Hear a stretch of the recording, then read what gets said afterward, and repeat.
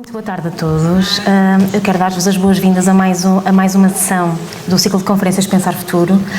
Antes de mais, queria agradecer a presença do Sr. Padre Anselmo Borges, que volta a São João da Madeira. Este ciclo de conferências começou em 2018 e pretende trazer a São João da Madeira um conjunto de pensadores da atualidade que se situam na vanguarda da mudança. Os direitos da humanidade são sempre o tema transversal. Vou só listar-vos e relembrar-vos os convidados que já tivemos a honra de ter connosco. Portanto, em 2018, Teresa Tito de Moraes, Carlos Magno, João Teixeira Lopes, Manuel Sobrinho Simões, Nicolau Santos e o Sr. Padre Anselmo Borges. E o ano passado, em 2019, a Eurodeputada Maria Manuela Marques, José Viriato Suramanho Marques e o professor Carlos Filhais também. Só aqui levantar um bocadinho o véu do que será este ciclo de conferências no próximo ano. Vamos ter um tema central, que será o ambiente, e temos a honra de ter já 3 presenças confirmadas. O Sr. Vereador José Sá Fernandes, responsável pela Lisboa Capital Verde 2020, a professora Júlia Seixas, que nos virá falar do Green Deal, e o Dr. Paulo Magalhães, responsável pela Common Home of Humanity. Portanto, isto já, de alguma forma, mostra como é que poderá vir a ser o ciclo no próximo, durante este ano, não no próximo, no presente ano. Voltando aqui ao Sr. Padre, professor universitário e ensaísta, que é docente na Universidade de Coimbra, na Faculdade de Letras e também no programa de doutoramento da Universidade de Medicina do Porto, é colunista do Diário de Notícias e é um homem, acima de tudo, que apela ao não fundamentalismo, à conexão e à interligação entre as diferentes religiões e a própria ciência. Aliás, falávamos há bocadinho que é amigo muito próximo do nosso anterior convidado, do professor Carlos Filhais, e acima de tudo veicula que o ser humano deve querer sempre ser mais e ser melhor. O Sr. Padre dispensa apresentações. Eu prometi-lhe que não ia falar muito sobre si, até porque já é bem conhecido aqui pelos sanjoanenses. Eu só queria deixar a ressalva que voltou cá, de facto, a pedido dos sanjoanenses. Vai nos brindar com uma palestra que se chama, que é subintitulada Já Não Há Valores, e quero deixar também a nota de que o livro do Sr. Padre, o livro mais recente, que é este que eu tenho aqui na mão, que se chama Conversas com Anselmo Borges, estará disponível, aliás, já está disponível para venda lá em cima, junto à entrada do auditório. E este livro aglutina um conjunto de entrevistas que o Sr. Padre deu desde 2007 até 2019 e temos a honra de ter neste livro uma entrevista da Gisélia, a jornalista do nosso jornal Labor, e isso é para nós uma honra também. Quero desejar-vos uma ótima sessão. Eu vou passar a palavra ao Sr. Padre e no final teremos um bocadinho também para debatermos e colocarmos questões ao Sr. Padre. Portanto, eu vou-vos devolver a palavra e quem quiser fazer alguma questão, basta levantar a mão e o Sr. Padre responderá, de certeza, da melhor forma a todos. Portanto, uma boa sessão e obrigada pela vossa presença mais uma vez. Senhor Presidente, Dr. Jorge Sequeira, Senhora Vereadora da Educação, Senhora Presidente da Assembleia Municipal, Senhor Deputado Hugo Oliveira, Deputado da Assembleia da República, Dr. Pedro Silva, queridos amigos, queridas amigas, minhas senhoras, meus senhores, eu começo por agradecer as palavras tão honrosas que fez o favor de me dirigir. Seja como for, sempre é melhor arrecadar elogios do que vitupérios. Agradeço-lhe muito. E queria, antes de começar, dizer-lhes da minha satisfação pelo facto de estar aqui. É uma honra para mim. Queria elogiar muito, mas o elogio não um elogio barato, mas sincero.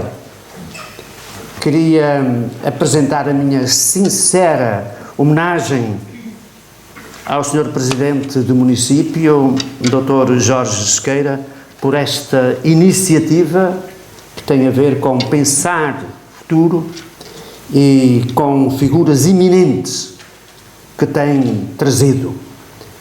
O futuro verdadeiro, autêntico, humano, só existirá com a cultura. Com a cultura. Se a gente quiser um país com futuro, tem de ir à cultura, como tentarei agora mostrar também, a partir da minha breve exposição, a partir daquela pergunta: já não há valores? O título é exatamente com uma interrogação, e é com uma interrogação porquê? Porque eu vejo que as pessoas, perante aquilo que observam hoje no mundo, frequentemente ouço as pessoas exatamente desiludidas, desencantadas, dizendo: já não há valores. E daí a minha pergunta: já não há valores? Eu venho aqui para dizer-lhes que ainda há valores. O problema é outro. E eu começaria, para ser pedagógico, começaria por um conceito que vem da biologia. Vem da biologia. Já toda a gente reparou que nós temos um ovo fecundado. Toda a gente já viu certamente aquele ovo a abrir-se e a aparecer um pintainho. Já toda a gente viu. E o pintainho, logo no primeiro dia, anda ali a picar e come. Dali para diante, apenas cresce e engorda. Mas faz sempre o mesmo. Apenas cresce e engorda, tanto pior para ele. Mas logo no primeiro dia. Mas reparem, também uma vitelinha nasce, ergue-se naquele andaime muito frágil. A mãe lambe a vitelinha, ela ergue-se, mama e já anda, logo no primeiro dia. Mas isso acontece também com os cordeiros, inclusivamente daqueles animais que estão mais próximos de nós, os bonobos, os macacos. Reparem, logo a partir do primeiro dia, eles avançam, mas dali para diante não inovam. Isto tem a ver com o quê? Com um fenómeno observado por biólogos, chama-se esse fenómeno neotenia. Neotenia.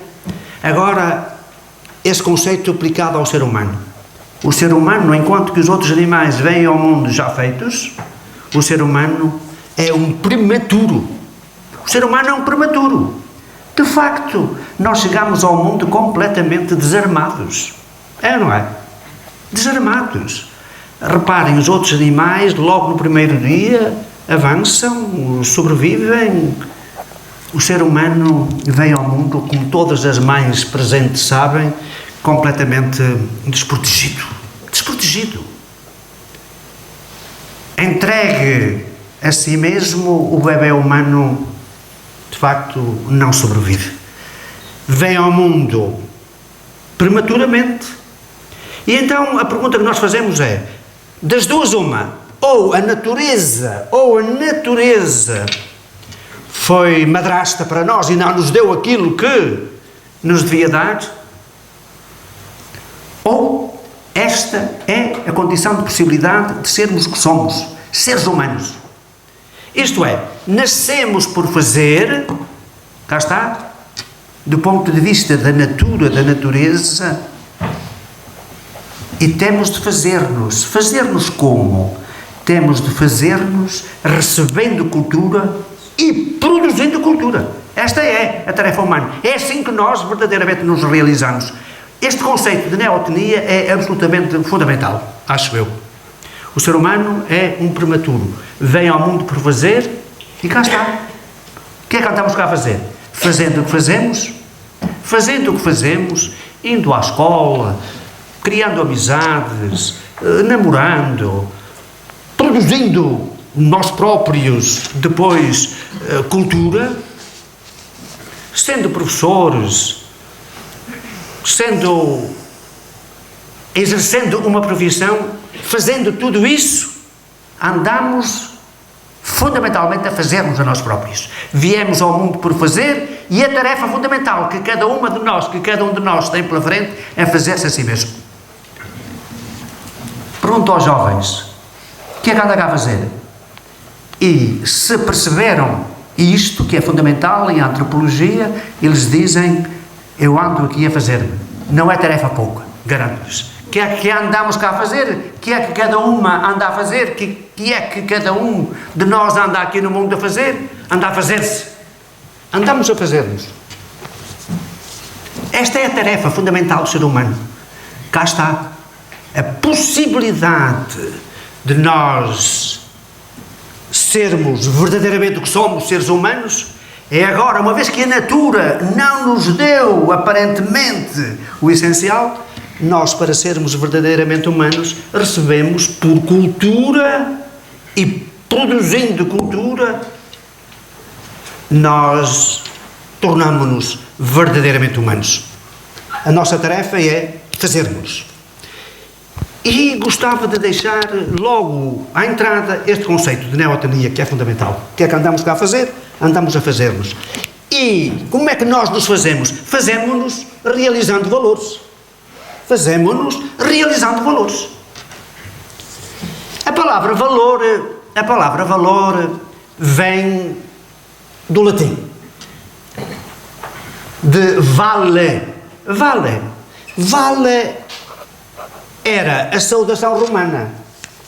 Nós, quando nos despedimos, dizemos sempre, olha, passa bem. Não é? Fique bem, passa bem.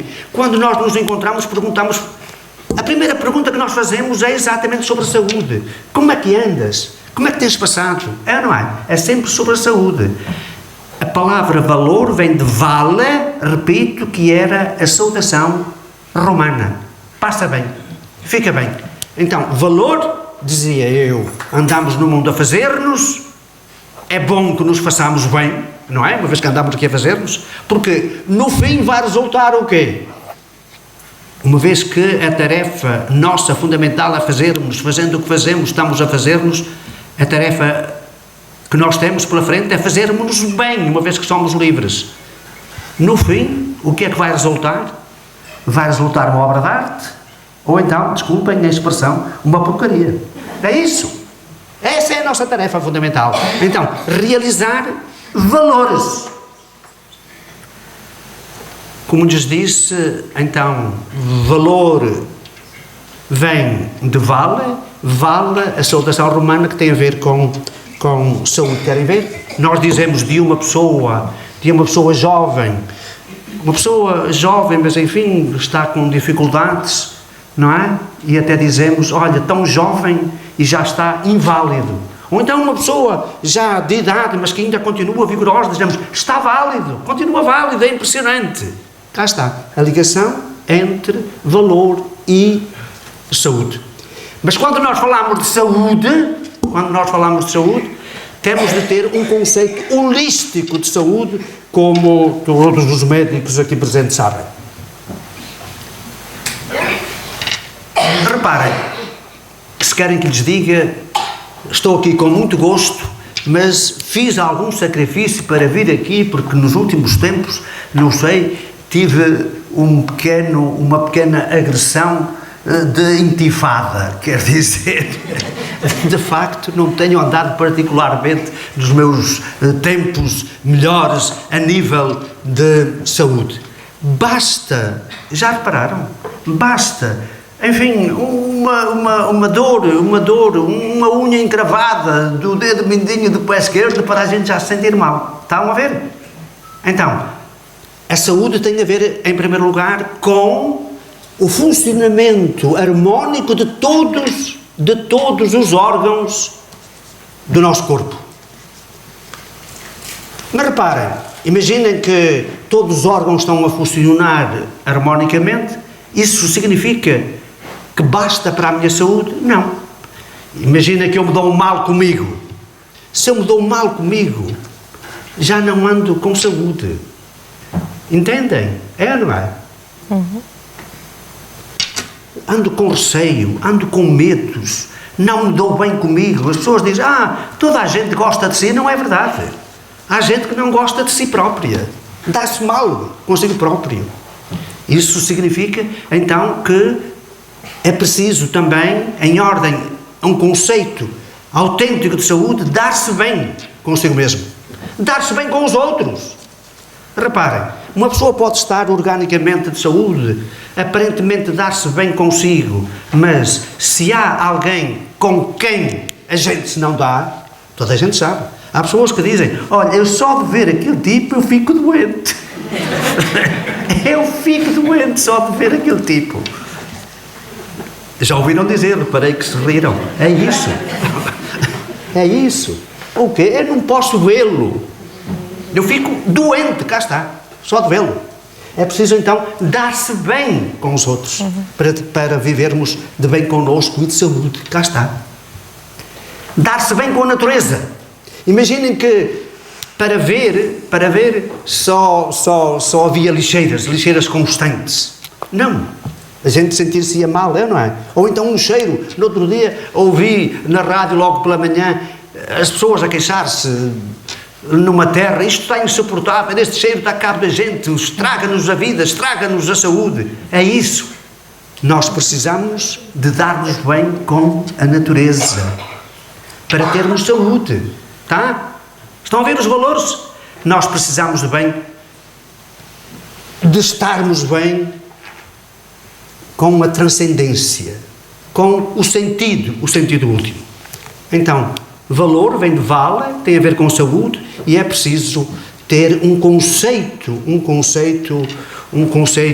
holístico de saúde.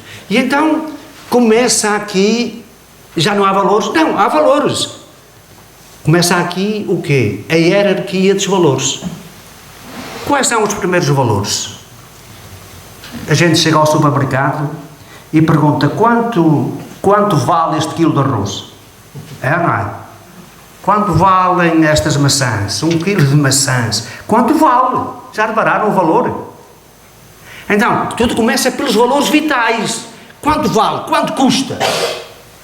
É isso, a gente começa pelos valores vitais.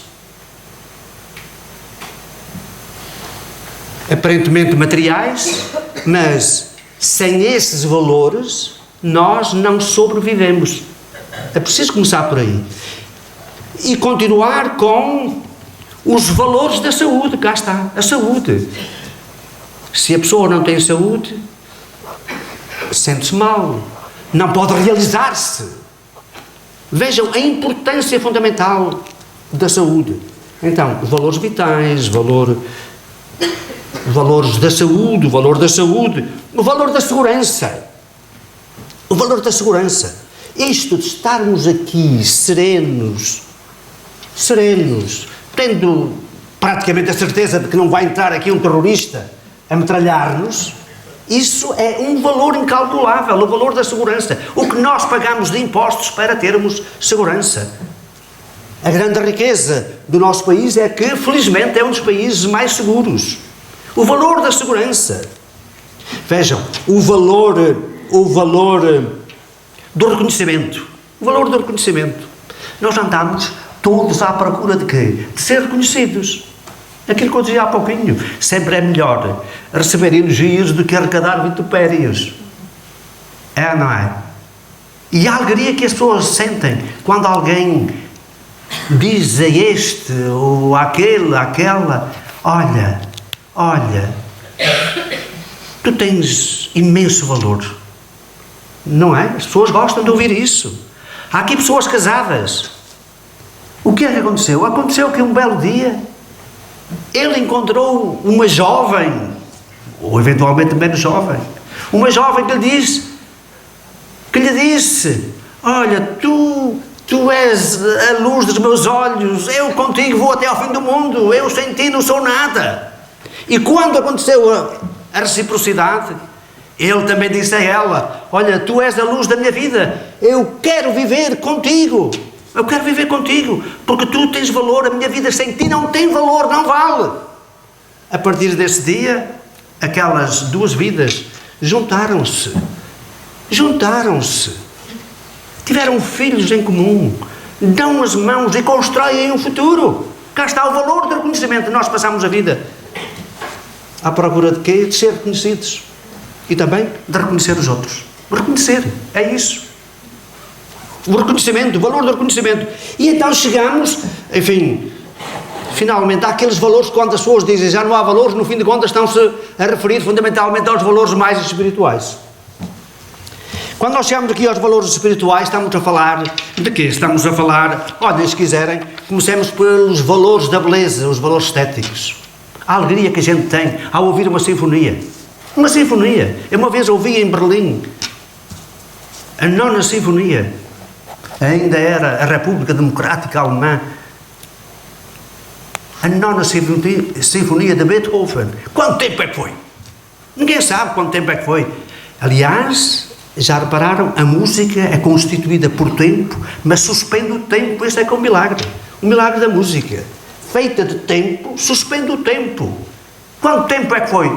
Era outro tempo. Foi outra coisa.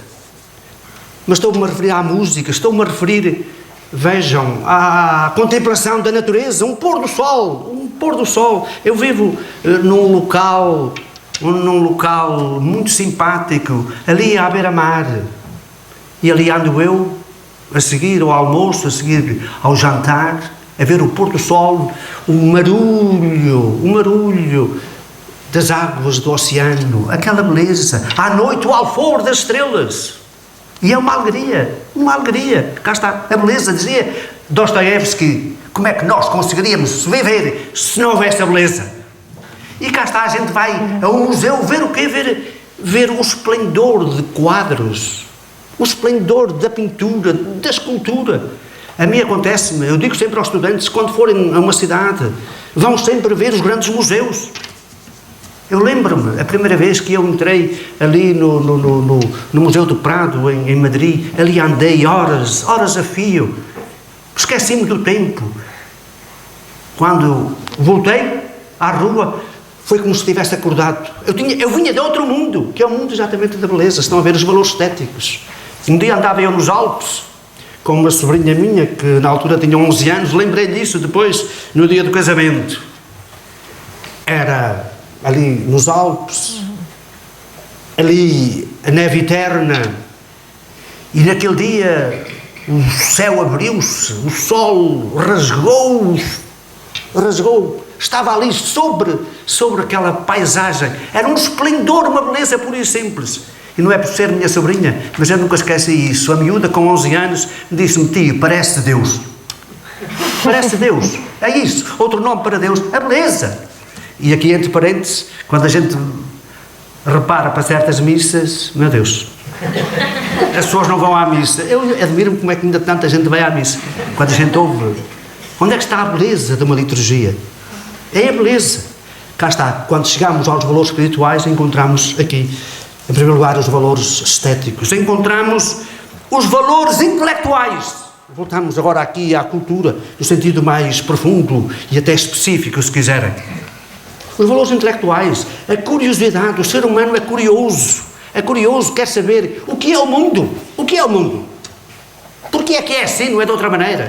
Porquê é que há algo e não nada? E queremos conhecer o mundo, conhecermos a nós próprios. O homem, o ser humano, a pessoa humana é por natureza um ser curioso. E é assim que nós avançamos, através do conhecimento, através depois da ciência. A ciência aplicada dá a técnica. Cá está, e precisamos de valorizar, fundamentalmente, o quê? Valorizar a escola nos seus vários graus. Queremos futuro? Apostemos na cultura, apostemos na escola, nos vários graus. Um país é grande, terá futuro, se efetivamente apostar exatamente nos valores intelectuais. Não apenas ao nível da técnica, mas também ao nível agora das ciências humanas. Um dia, o anterior reitor da Universidade de Coimbra, até fui eu que lhe fiz a pergunta, senhor reitor, porque ele vinha do mundo da técnica, mais claramente até da informática, senhor reitor, e agora como é que vai ser o apoio às humanidades? Vai ser exatamente igual ao apoio das ciências e da tecnologia. Porque, por mais que avancemos do ponto de vista tecnológico, em dado momento vamos perguntar, todo este desenvolvimento científico e técnico, para quem? É para o ser humano. E aí entra, exatamente, aí entra o estudo das humanidades, do ser humano. Para quem? É para o ser humano. Qual é o sentido último? Cá está. E entramos, então, agora nos valores morais. Lá estão os valores morais. Tem a ver com o quê? Uma vez que nós viemos ao mundo por fazer e somos livres, surge a pergunta inevitável: o que é que eu devo fazer para ser autenticamente eu? O que é que nós, seres humanos, devemos fazer para sermos autenticamente nós?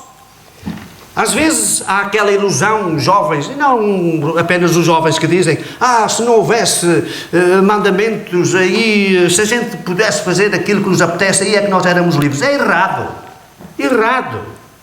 Não. Nós, enquanto seres humanos, somos verdadeiramente livres quando fazemos aquilo que devemos fazer. E daí a pergunta ética, moral: o que é que devemos fazer para sermos nós? Muita gente pensa que a ética, a moral, reparem, eu vou utilizar aqui a palavra ética e moral como se fossem coincidentes, mas de facto não são. Porque moral vem do latim moras, e moras tem a ver com os costumes. Todos os grupos, todas as sociedades têm um conjunto de regras morais, de costumes. Por exemplo, há 60 anos, acho que uma senhora não lhe ficava bem, não é? Socialmente, ir ao café. Nas aldeias. Estou a dizer errado? Acho que não. Cá está. Mas aquele costume, a moral daquele grupo era de condenação por uma mulher ir ao café.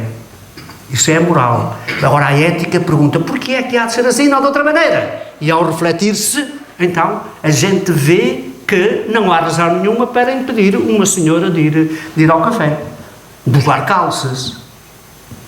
A ética tem a ver o que é que eu devo fazer para ser verdadeiramente ser humano e realizar-me plena e adequadamente e ser feliz. A ética não é um fardo. A ética tem a ver com fazer-se adequadamente na humanidade plena e assim ser verdadeiramente aquilo que somos, seres humanos verdadeiramente felizes. Aqui, evidentemente, entram os valores ético-políticos. Porquê? Porque nós somos em sociedade. Aqui entram, inevitavelmente, os valores ético-políticos. Evidentemente que há uma distinção entre ética e política, mas há algum contacto tem de haver. Não vou agora aqui explicitar isso, mas há algum contacto tem de haver. Porque se não houvesse um contacto entre ética e política, reparem, suponhamos que nós todos éramos éticos, a começar pelos políticos. Se todos nós fôssemos éticos, nós somos seres sociais e por isso mesmo somos seres políticos. A política trata, em primeiro lugar, de quê? Como é que organizar a sociedade para o seu bem comum. Então, se todos nós fôssemos éticos, a começar pelos políticos, o que é que acontecia? Acontecia que as leis eram justas e todos cumpriam a lei. E, portanto, tínhamos a política plenamente adequada. A política plenamente adequada. Simplesmente acontece que os políticos são éticos, sabe Deus, as leis são éticas, justas, sabe Deus, umas vezes sim, outras vezes não, e nós nem sempre cumprimos a lei.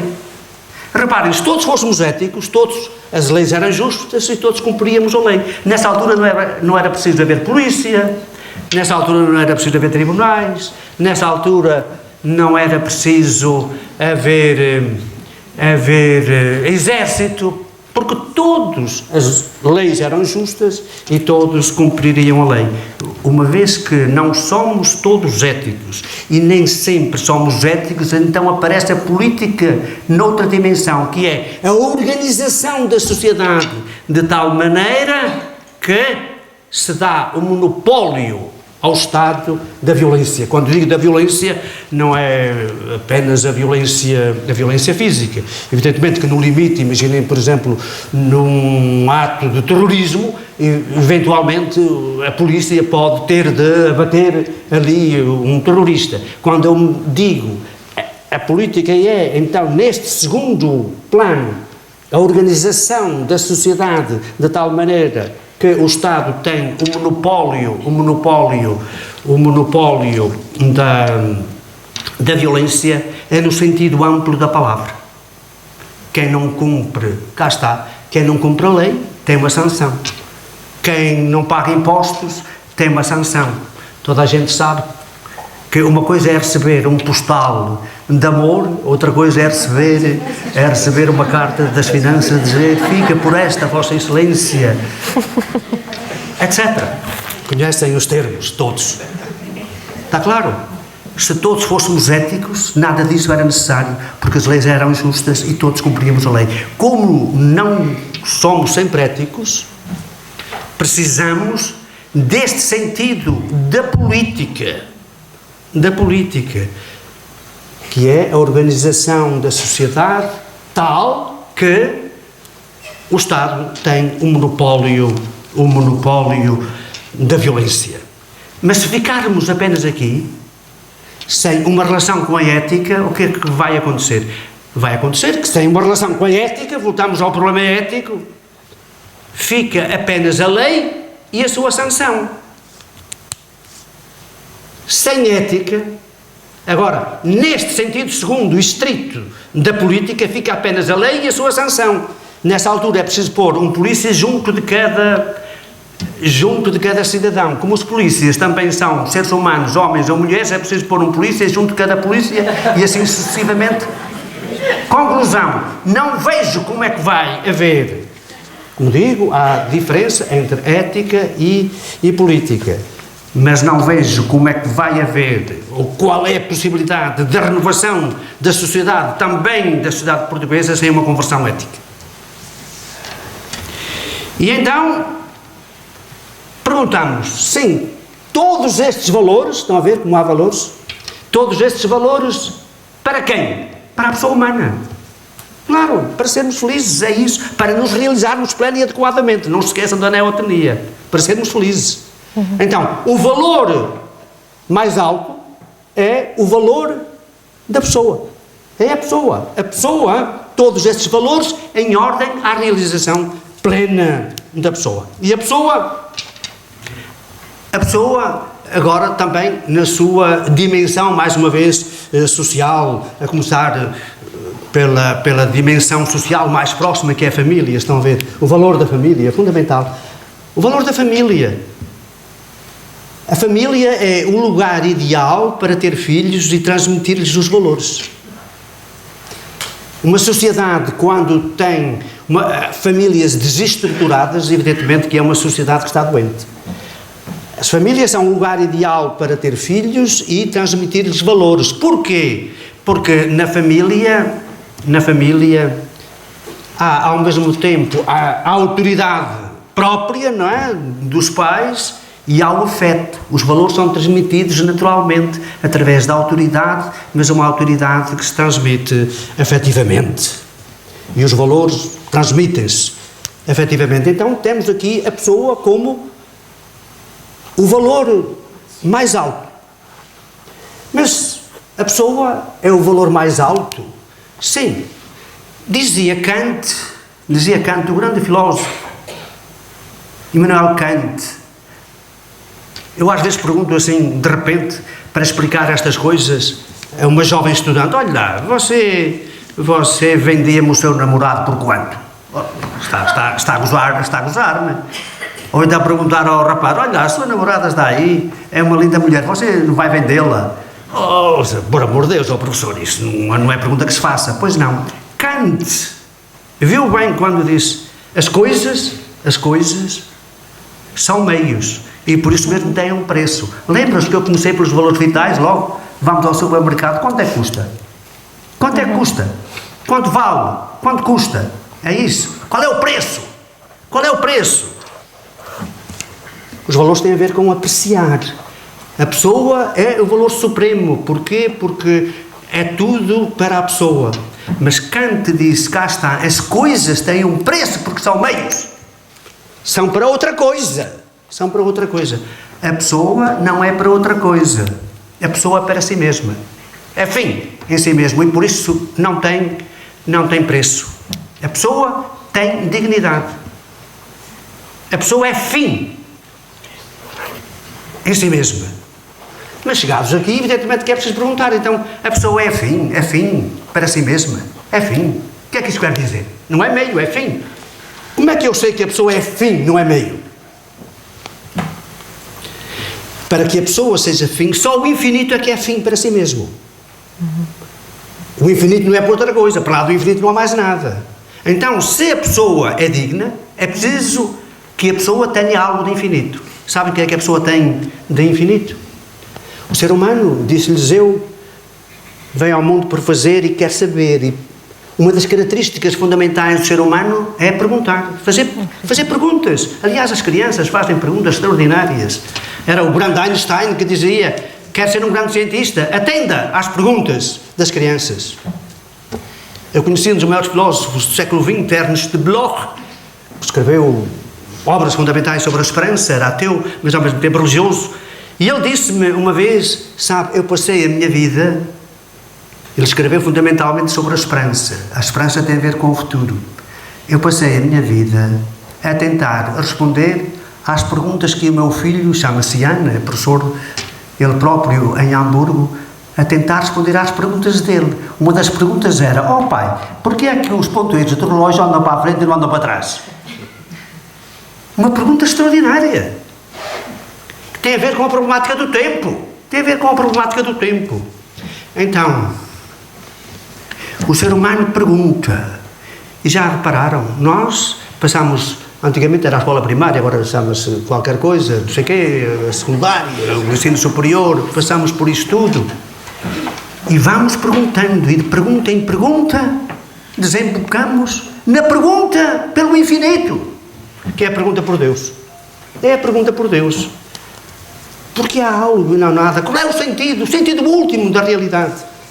Estão a ver? O ser humano que é finito, o ser humano que é frágil, o ser humano que é mortal, de pergunta em pergunta, leva consigo esta urgência, esta constituição que o leva a perguntar ao infinito pelo infinito.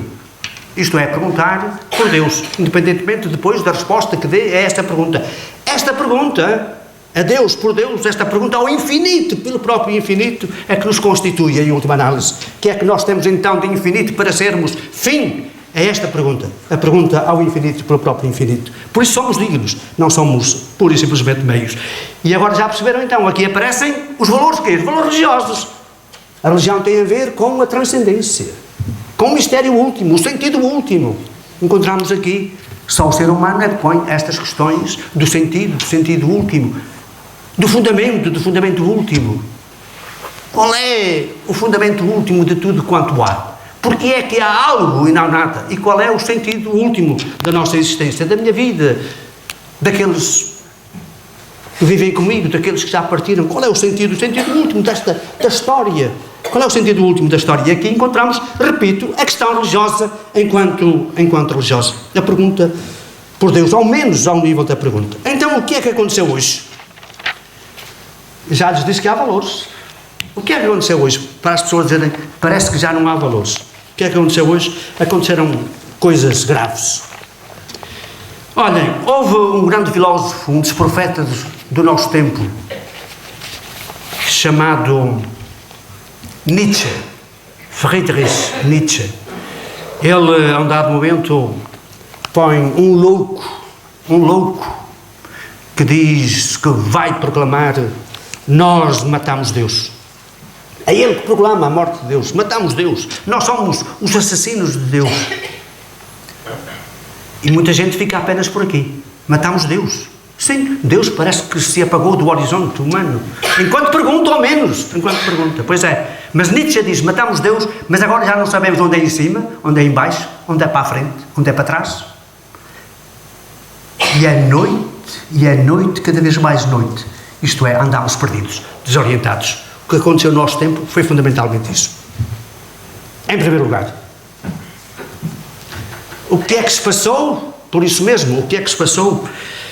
O professor Adriano Moreira, que é um sábio no sentido profundo da palavra, um sage, tem uma comparação que é fabulosa. Ele diz, ele compara a marcha da história, a uma espécie de carroça que avança. Uma carroça que avança. Cá está. E para avançar a carroça tem de ter o quê? Tem de ter aquelas rodas. Pois é, as rodas é que fazem com que a carroça da história avance. Pois é. Mas para que a roda avance tem de ter o quê? O eixo da roda, que é imóvel. E qual é o eixo da roda? São os valores. É isso. Por isso mesmo, o desencanto. Por isso mesmo, o sentido de desorientação. Já não sabe qual é o Oriente. O desnorteamento, não sabe qual é o Oriente. Por isso mesmo não sabe o Ocidente, o Leste. Desnorteados, não sabemos o que é o Norte, não sabemos por isso o que é o Sul, agora, ao nível espiritual. O que é que aconteceu no nosso tempo? A nossa palavra escola vem do grego, skolé. Skolé. É daí que vem. Skolé. E sabem o que é que significa skolé em grego? Ócio. É isso, ócio. Os estudantes ficam muito admirados. Ócio. A escola é o ócio. Pois é, mas não é o ócio da preguiça. É o tempo livre para homens livres, homens e mulheres livres, pensarem e governarem a cidade, a polis. É isso.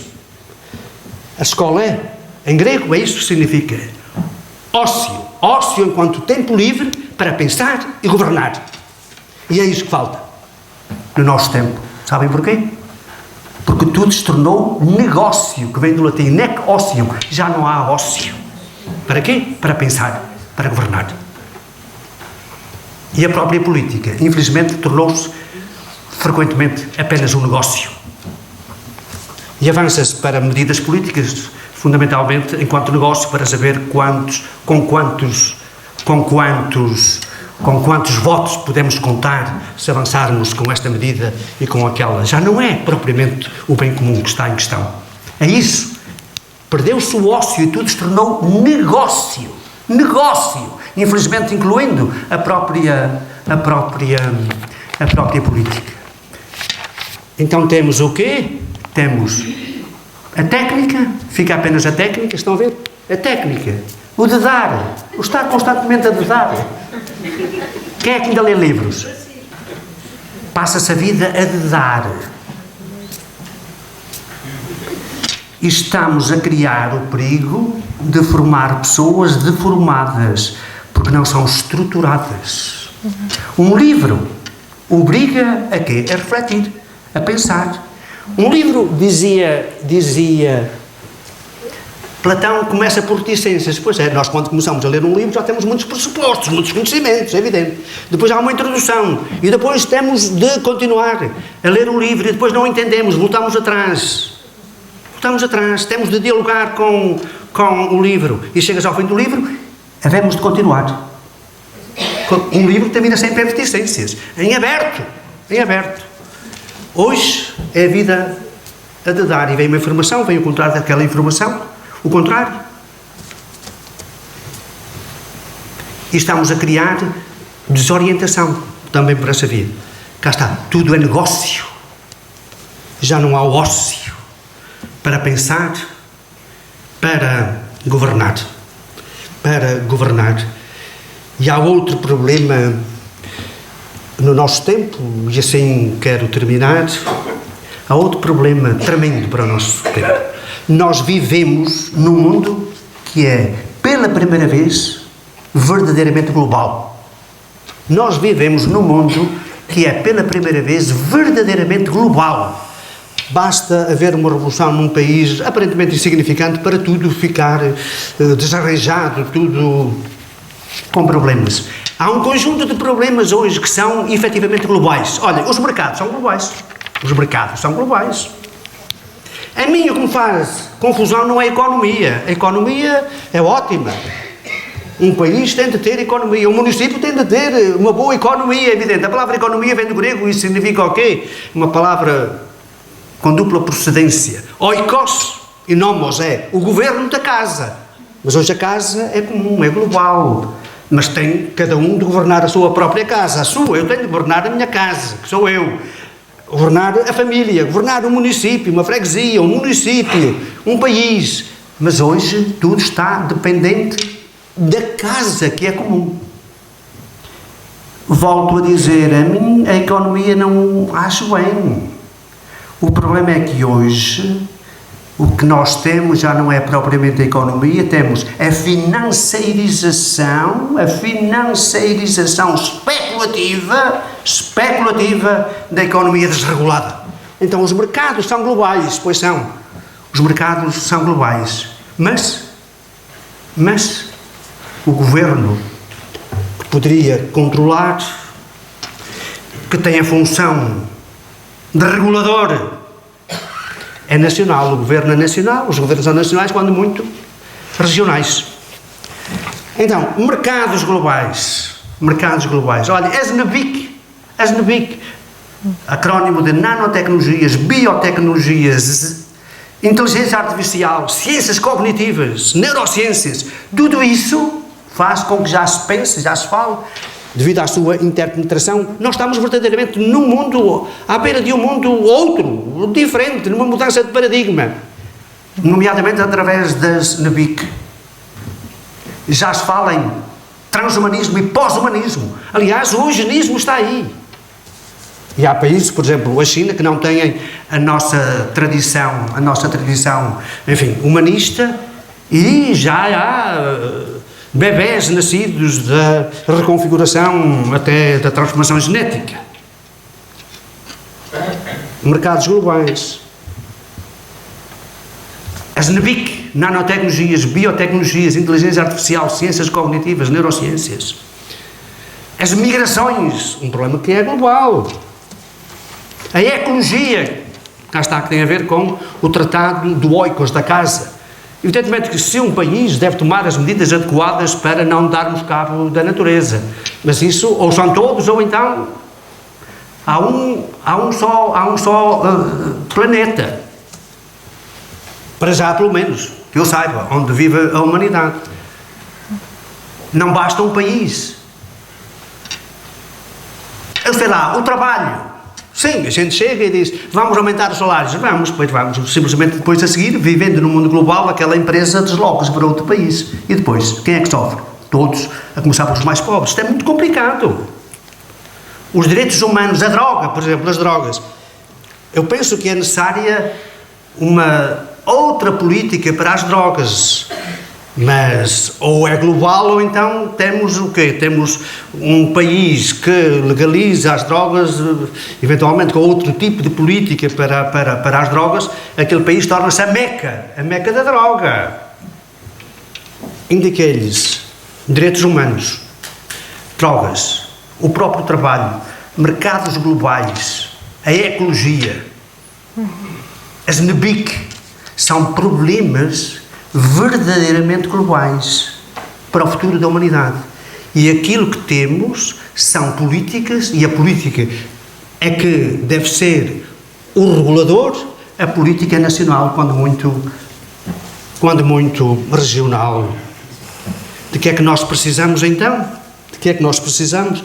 Precisamos de uma global governance, de uma governança global, para nos entendermos enquanto humanidade neste mundo global e encontrarmos soluções mínimas ético-políticas, ético-jurídico-políticas para estes problemas que são verdadeiramente globais. De outra maneira, digo-lhe sinceramente, não vejo como é que a humanidade vai saltar para fora desses problemas que se vão agigantar, no meu entender, cada vez mais. Termino. Aqui há tempos eu fui a pedido também de um município falar sobre coisas parecidas com esta. No fim, já tinha acabado o diálogo, o debate, e duas vereadoras aproximaram-se e perguntaram-me assim: olha, Se tivesse de dar um conselho às pessoas, uma a uma, que conselho é que dava assim, de repente? E eu disse-lhes, o conselho que eu dava a cada um, assim de repente, é: olhe, tente estar consigo todos os dias, sozinho, sozinha, 10 minutos. Para quê? Para pensar. Obrigado pela vossa atenção.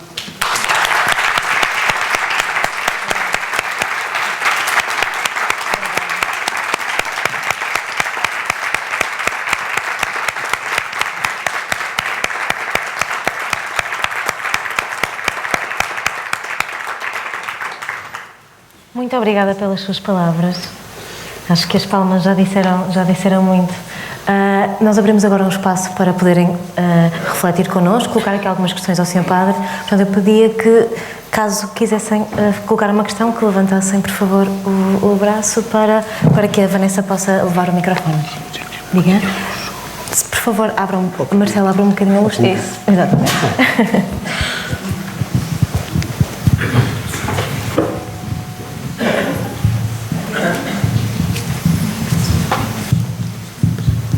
Eu fico aberto às perguntas, a contestações, a dúvidas.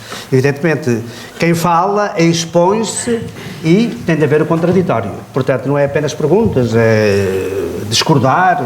Claro. Força. Boa tarde.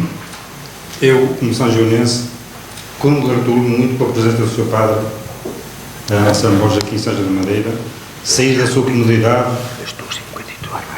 Para depois. Tá bem. Sair da sua comodidade e vir a ter aqui connosco uma palavra de gratidão também para a nossa autarquia, para o nosso Presidente, pela envolvência destes temas que são muito interessantes, com um horário espetacular, ao sábado à tarde, não podia ser melhor, com personalidades de muito valor a nível nacional e internacional. Muito obrigado a todos vocês. Quando eu vi este tema, não há valores, eu também me pus a questionar. Eu julgo que há valores. E há valores. Se calhar eu e a minha geração é que não sabemos transmitir isto às gerações que vêm a seguir. Os valores existem. Eles estão aí. Eu, neste momento, o que vejo e o que sinto, o grande valor que existe é o dinheiro. O dinheiro é que manda no mundo. Nós veneramos o dinheiro. Pode ser uma personalidade fabulosa a nível científico, a nível médico, a nível espiritual, mas quem se venera é o milionário. É o dinheiro. A gente venera o dinheiro. E os outros valores começam a passar ao lado. Se calhar a culpa é minha, será? Eu tenho culpa nisto. Todos nós temos culpa. Não passamos estas mensagens à geração que vem a seguir, aos nossos filhos, aos nossos netos. Outra questão. Em relação à ética, eu muitas vezes questiono, porque é que a ética, será que a genética também não mexe com isto? Porque é que a ética responde melhor nos países nórdicos e nós aqui no Sul estamos sempre a tentar calcar o risco? Imaginemos, eu no meu caso, se calhar com muitos, eu vou na estrada, vou com excesso de velocidade, aparece um polícia, multa-me. O polícia estava a passar e eu já estou a pensar em quem é que eu conheço para dar a volta para eu me safar disto. E não devia ser assim. Eu penso, ponho-me aqui, eu não devia ser, isto é um castigo para mim, eu não devia pensar assim. Mas a realidade é esta. É que a polícia está a escrever e já estou a pensar quem é que me vai tirar deste problema. Será que a genética também não mexe com estes valores, com esta ética? Será só uma questão cultural? É a questão que eu deixo ao seu caso. Obrigada. Diga. Duas perguntas. A primeira tem a ver com o valor do dinheiro. Com o valor do dinheiro. Dinheiro. Sim. E a segunda tem a ver com as questões genéticas. Se a genética também não será algo que, mais do que a ética, que terá influência na forma como as pessoas gerem os valores. Obrigado pelas suas duas questões. Ouça, aquilo que eu tentei dizer é que um dos problemas fundamentais do nosso tempo é exatamente... Portanto, valores há, acho eu, Isso aí pareceu-me claro. Aquilo que aconteceu foi que se deu uma inversão da hierarquia de valores. E, portanto, ficou fundamentalmente o negócio. Ficou fundamentalmente o negócio e a técnica. É isso. Até porque o negócio também é uma técnica. E houve um grande filósofo chamado Martin Heidegger, que já na altura tinha refletido, exatamente num texto famoso sobre a técnica. Reparem, o negócio tem a ver fundamentalmente com uma técnica. Em última análise, para realizar dinheiro, realizar fortunas. E hoje, no quadro daquilo que eu dizia que é uma economia enquanto financeirização especulativa da economia e por isso mesmo desregulada. Já Martin Heidegger tinha refletido que a técnica e, consequentemente, os negócios não pensam, calculam. Esse é que é o problema. Não se pensa. Tudo está reduzido a quê? A mero cálculo. A mero cálculo. Este é um dos problemas fundamentais. Por isso, eu dizia já a terminar que o problema essencial é que há o ócio. Ócio para quê? Para homens livres, mulheres livres, pensar. Era isso. A escola é o ócio, enquanto tempo livre para pensar e governar. Mas a própria política, como disse, infelizmente tornou-se negócio. Então fica apenas o negócio enquanto negócio e a técnica enquanto cálculo, já não se pensa. Julgo que este é o problema essencial. Por isso é que eu dei o tal conselho. Olhe, veja, diria a cada uma e a cada um, veja se está consigo, cada dia, sozinha, 10 minutos, a fazer o quê? Olha, a pensar, o que é que eu quero fazer de mim? Como é que vai a minha vida? Qual é o sentido disto? O que é que eu verdadeiramente quero para ser eu e ser verdadeiramente feliz? Como é que eu trato os outros? É isso, pensar, não é calcular.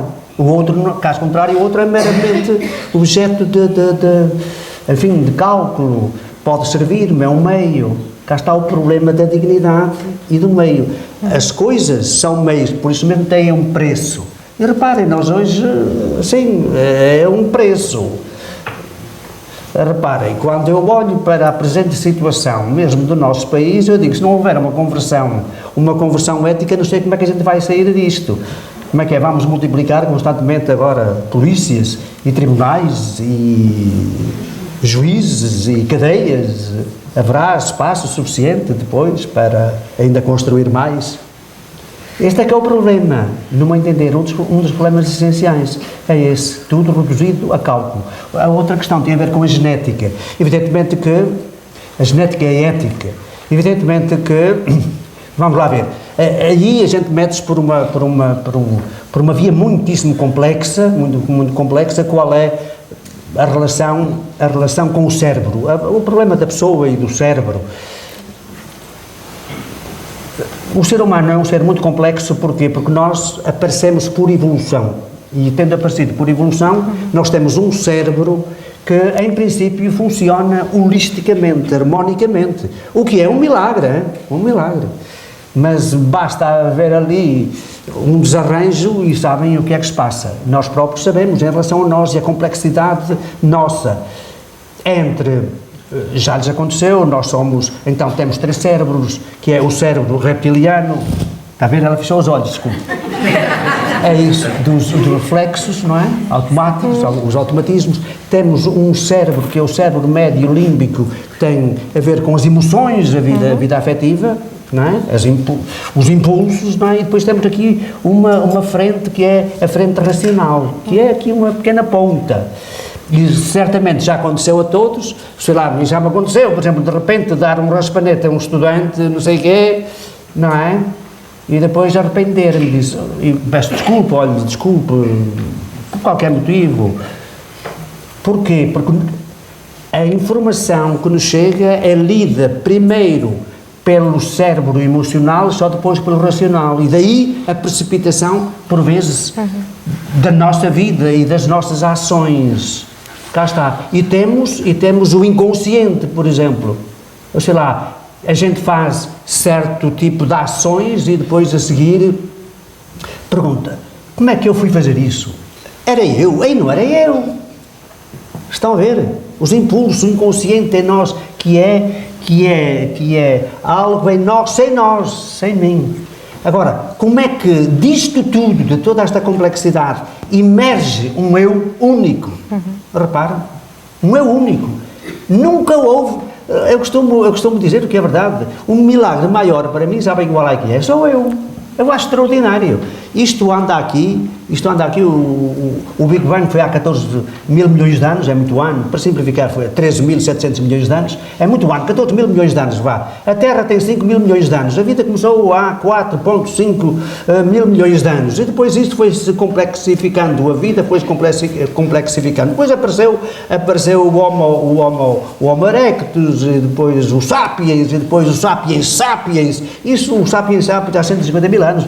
O que é que são 150 mil anos em 14 mil milhões de anos? E eu estou em 1944 apareceu o Anselmo Borges. Eu acho absolutamente espantoso. Tanto tempo para aparecer eu. Único, nunca houve. Até por causa disso, lá por causa da neotelia. Se não me fizer bem, fica aqui algo roto na história do universo. Faço-me entender? É um milagre. Posso maravilhar-se com a existência. E sou um eu único, que nunca houve. Evidentemente que eu faço-me através do tu. Cá está, se calhar o tu até aparece antes do eu, que é o tu da mãe, o afeto com que a mãe nos tratou, tá? Então é um tu, é um diferente. No outro dia publiquei um texto de Sartre, e depois um texto muito bonito de Sartre sobre o Natal. Se quiserem, procurem na net, vão ao Google, Anselmo Borges, Sartre, e vai aparecer um texto lindíssimo. E houve uma senhora que é professora de Física na Universidade de Porto, ficou encantada com aquele texto e disse-me, quando nasceu a minha filha mais velha, que eu até conheço, ela nasceu e eu olhei para aquilo. Ela era minha, carne da minha carne. E eu fui ver cada dedo, tudo, o dedo dos pés, dos dois, das mãos, tudo aquilo, os olhos, tudo. Eu fui ali estudá-la, pormenor a pormenor, tudo aquilo era meu, mas ao mesmo tempo é ela, que não sou eu. Estão a ver?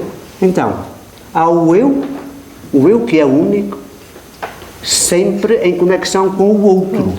Eu sou eu porque há quem não é eu, mas é eu. É um eu, estão a ver? É um eu como eu, mas sobretudo é um eu que não sou eu. Está aqui a doutora Gisela, ela também é um eu, suponho eu. Não é? É um eu. Ela também fala e tal, tudo isso. Também tem consciência de que é consciente, não é? E por isso é um eu. Então é outro eu, mas sobretudo é um eu que não sou eu. Já viram? Daí o encontro das pessoas, isso é fascinante, é o enriquecimento do mundo, mas depois também é a origem de conflitos. Fiz-me compreender. Então, a ética deriva desta consciência do eu, a partir do momento em que vimos ao mundo por fazer, cá está, mais uma vez, nascemos prematuros, e somos livres, e por isso mesmo temos como tarefa fazermos a nós mesmos. Como é que eu sei que sou livre? Eu sei que sou livre porque está a ver aqui esta esferográfica, eu posso dar-lhe esta esferográfica, não é? Posso dar-lhe qualquer coisa. Eu também posso dar esta esferográfica a mim, comprei-a, na minha, tá? A experiência da liberdade dá-se na experiência de ser dado a mim mesmo. Eu sou dado a mim mesmo. Aliás, as crianças muito novinhas. Eu vi uma vez uma criança com 3 anos e pouco a dizer à mãe, tu não és minha dona. Eu acho isto extraordinário. Tu não és minha dona. É isso. Então, eu sou dono de mim. Você de quem é? Está bem, eu sou do meu marido, está bem, somos uns dos outros. Mas, em primeiro lugar, cada um é de si. Claro. É dono de si. Então, enquanto dono de mim e dono das minhas ações, faço a experiência da responsabilidade. A palavra responsabilidade vem de responder.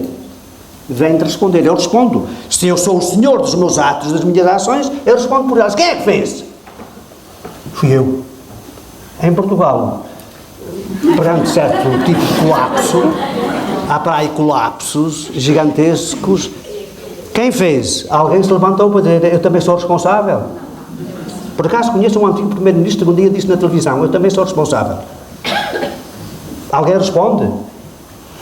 A experiência da liberdade está exatamente aqui, nesta tomada de consciência de que eu sou dono de mim, por isso eu sou dono das minhas ações e por isso respondo por elas. Bem, isso é liberdade. É uma tarefa gigantesca que temos pela frente, que é fazermos-nos a nós próprios. Fazendo o que fazemos a nós mesmos. E no fim pode resultar uma obra de arte ou uma porcaria. Não sei se respondi à sua pergunta. Agora, isto há alguma coisa a ver com a genética. Disse-lhe que sim, evidentemente. Exatamente porque temos 3 cérebros. Temos o inconsciente, temos o consciente. E por isso, às vezes, até fazemos aquilo de que mais tarde nos arrependemos. Não era isso que eu queria fazer. Como é que eu fui fazer uma coisa dessas? É isso. Por isso, a atenção, o pensar. Obrigada. Mais alguma questão? Vanessa. E depois ali.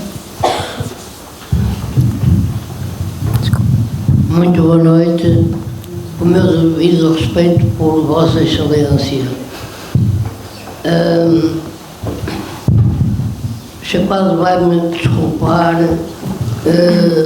tenho visto mais um orador político nesta casa do que, digamos, a própria situação que nos trouxe aqui.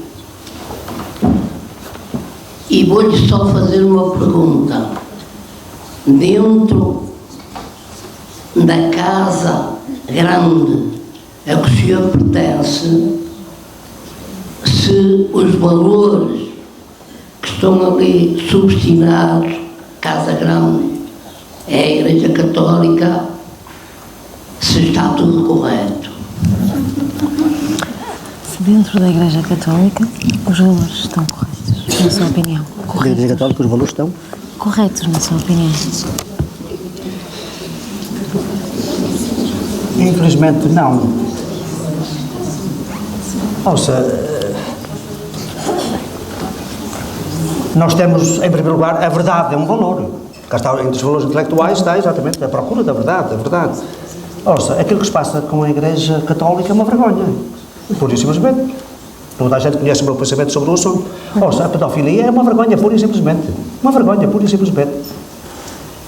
E muito tarde foi reconhecido que a pedofilia não é apenas um pecado, mas é um crime. E finalmente o Papa Francisco disse que é preciso entregar à justiça civil os casos de pedofilia por parte do clero. Aquilo que se passou, felizmente que também o Papa Francisco pôs já ordem de tal maneira que agora o Banco do Vaticano funciona com outras regras reconhecidas internacionalmente. Aquilo que se passou com o Banco do Vaticano, por exemplo, é uma vergonha.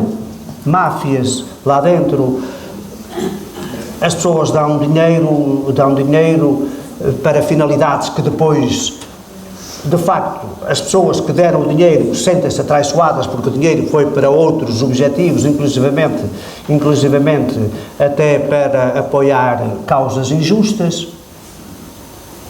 Quer que lhe diga mais? Portanto, há aqui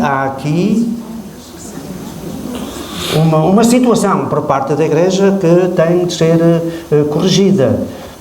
A Cúria Romana é um cancro, digo isso, a torto e a direito. É preciso reformá-la, mas a pergunta que se faz, quem estudou alguma coisa sobre burocracias, pergunta, será a Cúria Romana reformável?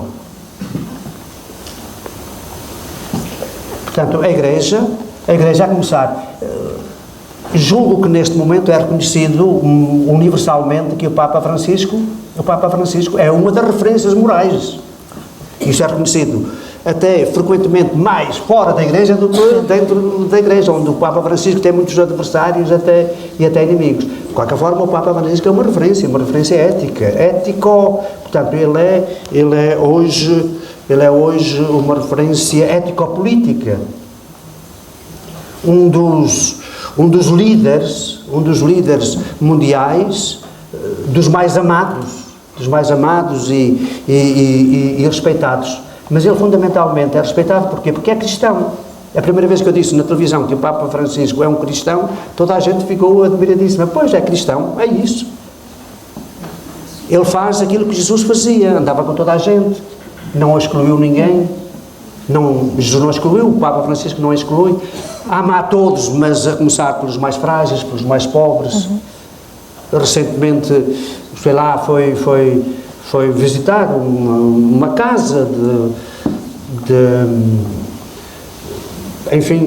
recomposição de mulheres que tinham andado na prostituição. O Papa dá risadas, o Papa beija as crianças, toda a gente, interessa-se, cá está, pela justiça no mundo.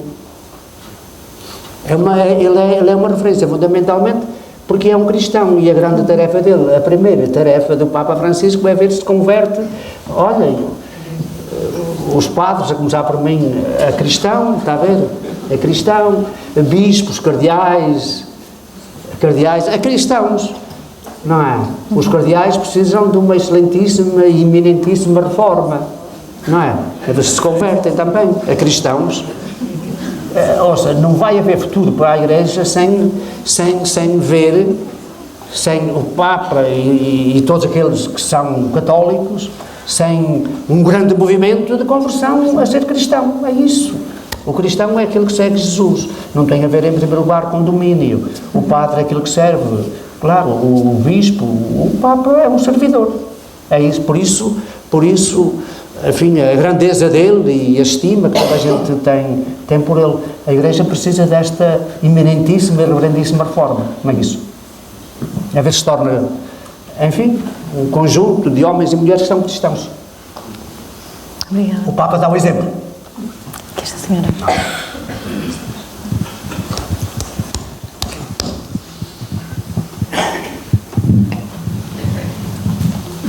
Eu apreciei muito esta reflexão e creio que a melhor receita que tomo para ser cristã foi a última que deu, que é dos 10 minutos. É realmente, apesar, o que mais me inspira em tudo o que disse, e que acho realmente que é mesmo fundamental para nós próprios também sermos cristãos, enfim, toda a Igreja quer ser. Havia vários momentos em que tive vontade de fazer perguntas, mas eu recordo especialmente um em que falou sobre as coisas e sobre o sentido de Kant sobre as coisas, e eu tenho muito comigo essa dúvida quando penso no trabalho humano também, e em que patamar é que estamos em relação a isso, e se isso não é uma questão. Como é que coisificamos ainda o trabalho, como é que há um valor em dinheiro também para o trabalho, e quando é que isso vai desaparecer na civilização, como é que vai ser?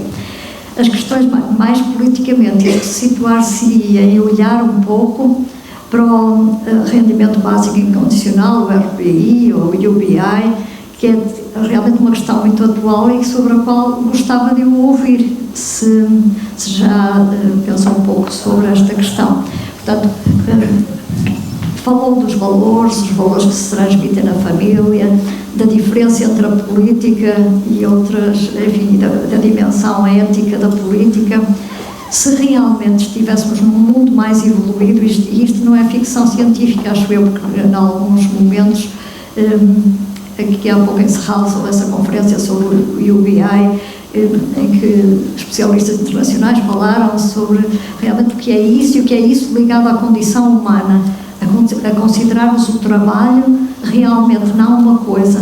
E acho que é um dos problemas dos valores, esta coisificação do trabalho faz-me refletir muito. E acho que isso acontece por causa dos negócios, como disse, e não haver o ócio. O que disse da escola também me faz refletir muito. Isto que disse sobre a escola e sobre a família, que a família em tempos era realmente, eu acho que agora já não é, que é realmente a escola, marca mais, que é o lugar de transmissão de conhecimentos E o afeto não pode estar aí da mesma maneira, não é? Porque não pode estar pelo número de pessoas que são a formar-se ao mesmo tempo, mas realmente passou para a escola, e a escola é do Estado, e portanto há aí qualquer coisa que temos que repensar, mas isto passa por outras reflexões. Aqui realmente esta questão do ócio, para mim, liga-se um bocado àquilo que disse, que é o encontro realmente consigo próprio, no mais profundo, que é a base de tudo, e que seria um momento de um pensar, sentir com o futuro, portanto, olhar para o futuro, e pergunto se tem a ver ou não com uma diferente olhar do trabalho que iria dar ao limite, ao RBI. Só no limite é que só podemos chegar a uma noção do RBI se olharmos para o trabalho não coisificado, se olhássemos para o trabalho de maneira diferente. De maneira que passa-me muito esta questão do trabalho, remuneração, o trabalho, dignificação e crescimento, ou coisa. Não sei se consegui ser clara, porque é complexo, realmente. Qual é a sua opinião sobre a coisificação? Qual é a sua opinião sobre a coisificação do trabalho? O trabalho ser uma coisa ou não ser uma coisa? Qualificado. O trabalho ser ou não uma coisa? O trabalho ser uma coisa? Sim.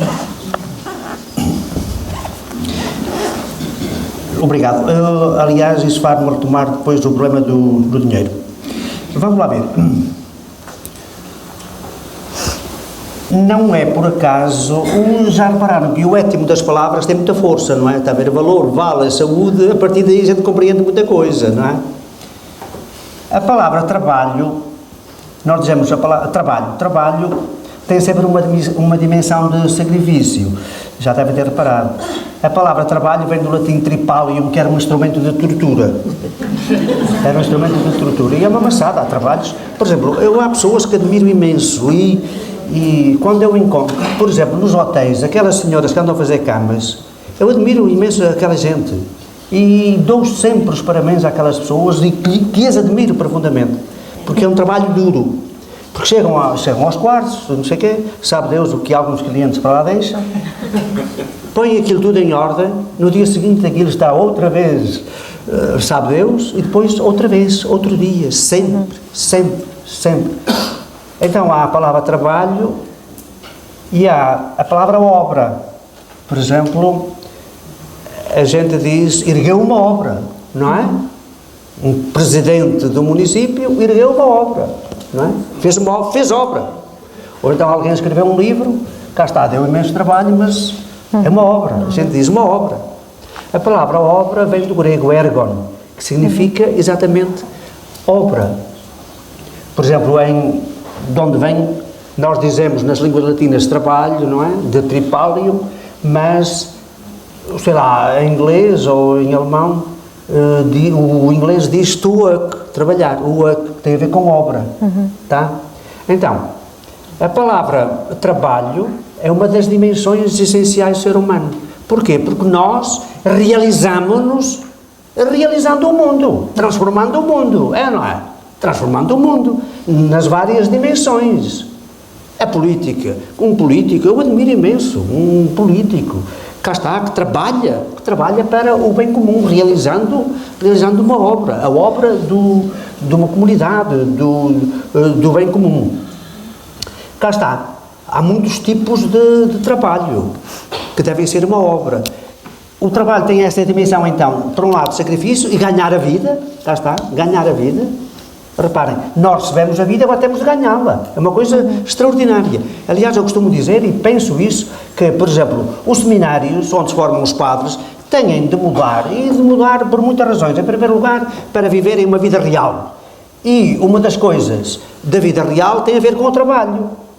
Quem nunca teve de administrar a sua própria vida, ganhar a sua própria vida, nunca amadurece. Acho eu que é preciso meter bem isto na cabeça.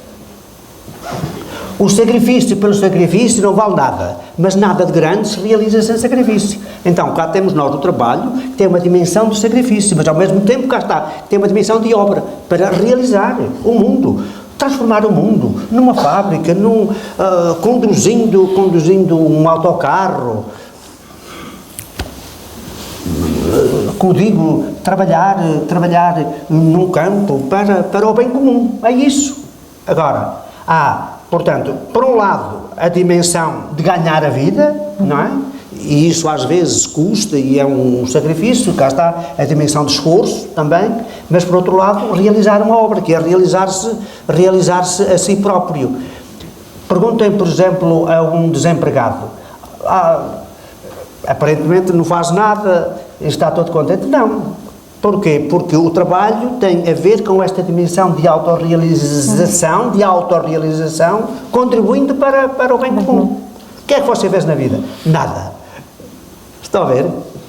Não fez nada, andou ia dizer uma asneira, andou na vida a fazer o quê? Estão a ver? Não contribuiu para o bem comum. Eu admiro imenso, voltando ainda ao problema do dinheiro, e por isso é preciso trabalhar nas várias dimensões, dar formação também para o trabalho especializado, até porque cá está, voltamos aos valores intelectuais, cada vez mais precisamos de gente especializada nos vários domínios, para bem de todos, cá está. Eu admiro imenso empresários, eu não sou contra o dinheiro, é ver se a gente se entende, eu admiro imenso empresários que investem e precisam, por isso mesmo, também da sua recompensa, investem, dão trabalho a outras pessoas. Eu acho isso verdadeiramente extraordinário. O problema do dinheiro é fazer do dinheiro um Deus e viver exclusivamente para o dinheiro. A pessoa coisifica-se, não é? Porque ela própria coisifica-se, porque põe a finalidade da vida pura e simplesmente numa coisa. E repara, seja como for, há os bens mais urgentes, que são os valores vitais, e a gente precisa até de dinheiro. Até para ajudar os pobres é preciso de dinheiro, a gente se entende. Mas o ideal não é, imediatamente é preciso ajudar, não é? Se a pessoa está em necessidade, evidentemente, de ajudar. Mas o ideal é dar trabalho às pessoas para que elas próprias se possam realizar. Por isso mesmo, eu volto a dizer, eu admiro imenso pessoas que efetivamente são inventivas, investem e têm iniciativa, admiro imenso. Estava eu a dizer que o problema do dinheiro é pura e simplesmente fazer do dinheiro um Deus, um ídolo. Ora, há as necessidades mais urgentes, não é? Os valores mais urgentes, que é comer, que é beber, que é... Cá está a famosa escala de Maslow, não é? Mas lá no mais alto, os valores mais altos são da ordem humana, são da ordem espiritual. E há aquilo que não se compra nem se vende. As pessoas não se compram nem se vendem, acho eu, não é? Embora parece que muitas vezes é isso, cá está com tudo. Um dos problemas do nosso tempo é exatamente esse, porque tudo se tornou um negócio e cá está. Corre-se o risco de comprar pessoas, vendê-las, subrepticiamente, não é? Faça-me compreender, não é? É isso. Não sei se respondi à sua pergunta. Portanto, o trabalho tem sempre esta dupla dimensão de autorrealização, realizando uma obra que é uma obra comum. Porque nós só somos seres humanos verdadeiramente uns com os outros. E uns para os outros. Mas o homem é fim, a pessoa é fim, não é simples bem. Ok. Tenho ali perguntas daquele lado, por favor.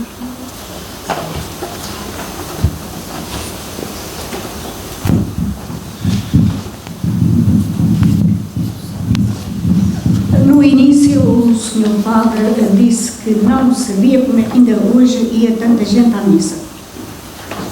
Como Padre orador, eu gostava de saber o que é que o senhor tem feito para reverter esta situação que é de conhecimento geral.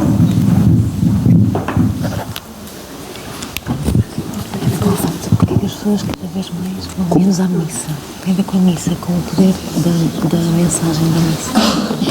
O que é que, na sua opinião, se pode fazer para reverter isso? Ainda em ligação ao trabalho, vamos lá ver a profissão. A palavra profissão é muito interessante. A palavra profissão vem do latim profitere, que significa ter uma mensagem para entregar. Por isso é que a profissão de professor é tão interessante. Cá está, vem de profitere, ter uma mensagem para entregar. Não é isso? Quando não tem uma missão para entregar, aí é que é o diabo. O fracasso de muitos professores que vem daí, não é? Ora bem, agora em relação à dimensão propriamente religiosa, se quiser, há pessoas que se admiram como é que vai pouca gente à missa. Eu não, eu ainda me admiro como é que ainda vai tanta gente à missa, depois daquilo que a gente vê, homilias, que são uma desgraça, a tal beleza das liturgias. Ora bem, o que é que se passa? Para responder à sua pergunta, tínhamos de ir à dimensão religiosa propriamente. Então, julgo que todo o ser humano se confronta com a tal pergunta, a pergunta pelo fundamento último, a pergunta pelo sentido último. Isto é a pergunta pelo mistério, pelo sagrado. Há uma dimensão de mistério na vida. Quem não andar com os olhos no bolso, não tenha metido a massa encefálica no frigorífico, de certeza, se andar atento à vida, confronta-se com o mistério da vida. O que é que ando cá a fazer? Eu lembro-me uma vez, eu conheci razoavelmente o Dr. Mário Soares. E então, lembro-me, de várias vezes eu encontrei, aliás, quando ele morreu, estou a dizer isso porque é público, e eu até escrevi um artigo sobre Mário Soares e a religião quando ele morreu. A última vez foi, já ele não era presidente, e houve uma senhora que lhe perguntou, estava-se num debate sobre a religião, as religiões, e disse-lhe, o Dr. Mário Soares, o senhor já está com uma certa idade, eu até admirei o atrevimento da senhora. Como é que é? Então, qualquer dia, como quem diz, vai morrer, não é? E como é que é? O Dr. Mário Soares ficou assim um pouco perplexo, isto foi público, e disse, bem, como sabe, eu sou agnóstico, a minha mulher é católica, é praticante, eu sou agnóstico. Mas repare, Mário Soares, como sabem, era formado em Direito e também em Filosofia. Evidentemente que eu ando na vida e também pergunto, ando aqui a fazer o quê? Ando aqui a fazer o quê? Evidentemente que eu pergunto, mas eu, de facto, enfim, sou agnóstico. Mas se quando eu morrer, Deus me aparecer, eu dir-lhe-ei, ainda bem que existes. Ainda bem que existes. Ora bem, só para dizer o quê? Que todo o ser humano, cá está, desde que anda atento à vida, não tenha metido os olhos no bolso, não tenha metido a massa encefálica no frigorífico, se confronta com este mistério da vida. E pergunta qual é o que é que ando aqui a fazer? Qual é o sentido último da minha vida? Mário Soares disse, claro que eu pergunto, qual é o sentido da minha vida? Ando aqui a fazer o quê? É isso. Ora bem, então, deparamos com o mistério, quem é o crente? E por isso é que eu sublinhei tanto a dimensão da pergunta, ou menos a pergunta. Aquilo que falta hoje é pôr as perguntas essenciais da vida. E por isso a gente perde a dignidade. Se não puser as perguntas fundamentais, onde é que está a dignidade dos seres humanos? Não é isso. A falha essencial é já vivermos num tempo no qual se não põem as perguntas essenciais e decisivas. Então, toda a gente se confronta, quem é o crente? O crente é aquele que se entrega confiadamente a esse mistério último, que se chama, pois, o sagrado, o mistério último. Evidentemente que depois há religiões. Quando a gente fala de religião, tem sempre de distinguir muito bem. Cá está esta atitude de pergunta, que é a dimensão religiosa, não é? O ser humano é, pela sua própria constituição, um ser do transcendimento, não é? Encontras com o mistério, então o crente é aquele que se entrega confiadamente a esse mistério último, do qual se espera a salvação. As religiões são depois organizações. São organizações, mediações, e por isso mesmo têm muito de humano, e por isso é que nós, nas religiões, encontramos do melhor e encontramos do pior. Cá está. Mas, quando há muitos a acreditar, a crer, juntam-se e tentam dar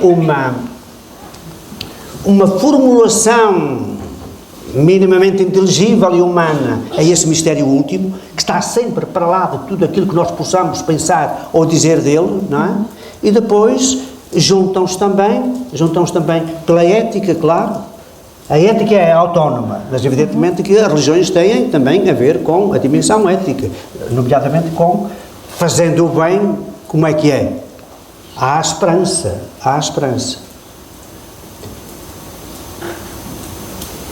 E celebram esse mistério, em conjunto, em alegria. No caso da dimensão cristã, é exatamente a celebração da última ceia, lembrando de Jesus, aquilo que Jesus fez.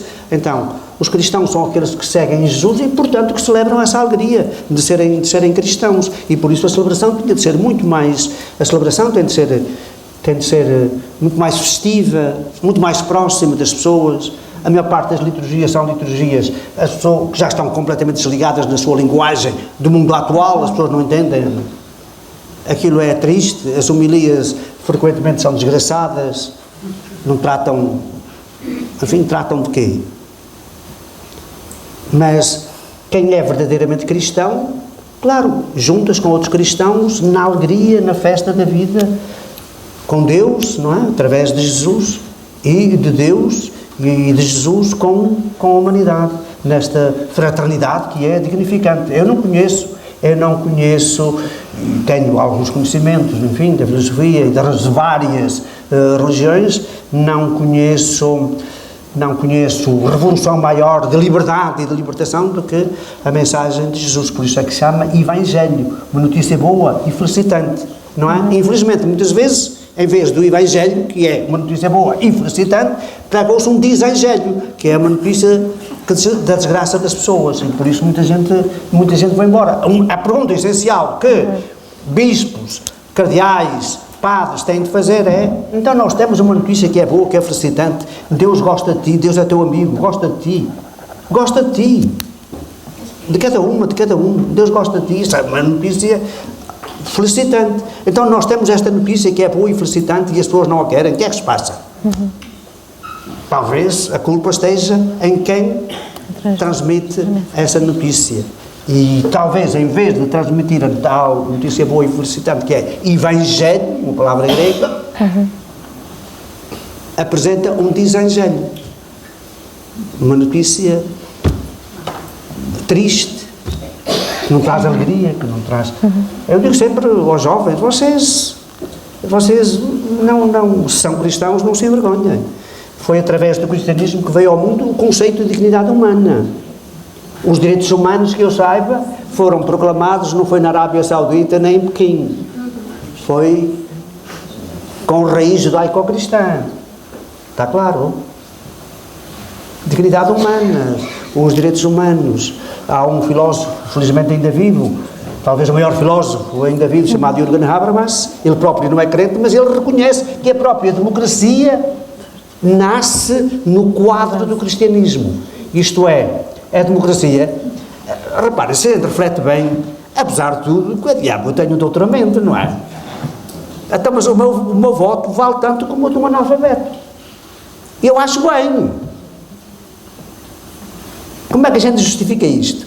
Diz Jürgen Habermas: a democracia política não é senão a tradução para a política e para a sociedade daquela mensagem, em última análise cristã, que é: Deus reconhece cada um e cada uma, independentemente do seu estatuto, de ser pobre, ser rico, ser doutor ou ser analfabeto, reconhece-o como filho e filha. E agora, traduzido em política, dá um homem um voto, uma mulher um voto. Tá?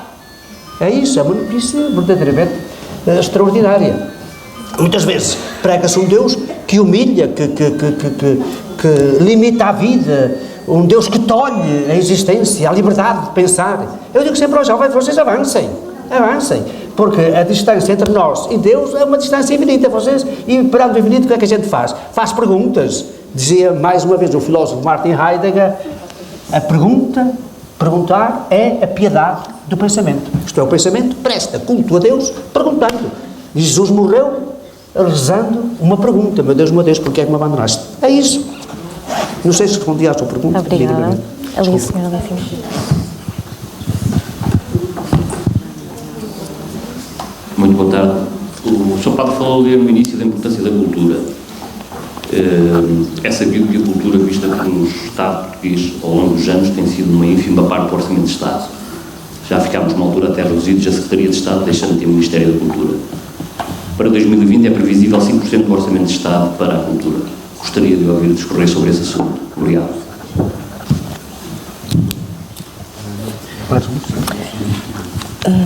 O Sr. Padre falou na importância da cultura. Este ano a cultura terá 5% do Orçamento do Estado. Qual é a sua opinião sobre isso? Como é que a cultura terá? 5% do Orçamento do Estado. Se eu acho bem. Qual é a sua opinião sobre isso? Sobre a percentagem mínima? Tendo em conta Reparem, a palavra cultura fundamentalmente contrapõe-se à natura. A natura é a natureza, é aquilo com que a gente nasce. E há bocadinho, voltando ainda àquele conceito de neotenia, o ser humano tem agora, uma vez que a natureza, aparentemente foi madrasta, não é? Nós nascemos e já viram o tempo que demora a fazer um ser humano. Eu sou o mais velho de vocês todos, ainda tenho futuro, ainda olho para o futuro, sabe? Ainda estou a fazer-me. Isto é um processo. A realidade humana é processual, estamos a fazer-nos, construir-nos, fazendo o que fazemos, volto a repetir, estamos a fazer-nos. E então temos de receber por cultura, estão a ver? O que começa pelos beijos da mãe, e está claro? Reparem, nós temos de aprender praticamente tudo, a falar, a andar, a falar. No tempo do nazismo, chegou-se a esta requinte. Isolaram um conjunto de crianças para saberem que língua é que falariam se ninguém falasse com elas. Então, estavam lá isoladas e vinham as cuidadoras, limpavam as crianças e davam-lhes alimento, mas nunca falavam com elas, não sorriam para elas, nem falavam, que era para saber que língua é que iriam falar. Sabem que língua é que falaram? Nenhuma, porque morriam. Então, vejam quanto nós fazemos uns com os outros, recebendo cultura e produzindo cultura. A palavra cultura contrapõe-se à natura, a natura. Cada um de nós é o resultado sempre de quê? É sempre o resultado da natureza, de uma genética, não é? De uma genética, de uma herança genética e de uma cultura em história, não é? De encontro de culturas. Reparem, cada um de nós tem os seus encontros, desencontros, tudo isso. E nós somos o resultado, exatamente, dessa herança genética e agora de uma cultura. E por isso, quanto mais cultura, quanto mais encontros com outras culturas, eu aconselho sempre os jovens a viajar, não apenas para ir para Cancún, enfim, à procura de charme oriental, ou qualquer coisa, a expor, desculpem, o corpo ao sol apenas. Não, viajar para encontrar outros modos de ser humano. Há muitos modos e é bom saber outras culturas, conhecer outras culturas para o enriquecimento mútuo. Muito bem. Então, o ser humano é sempre o resultado disso, a cultura é aquilo que nos caracteriza propriamente enquanto seres humanos. Cá está. Mas a cultura tem um duplo plano, se quiserem. A cultura é tudo aquilo que nós fazemos para lá da natura.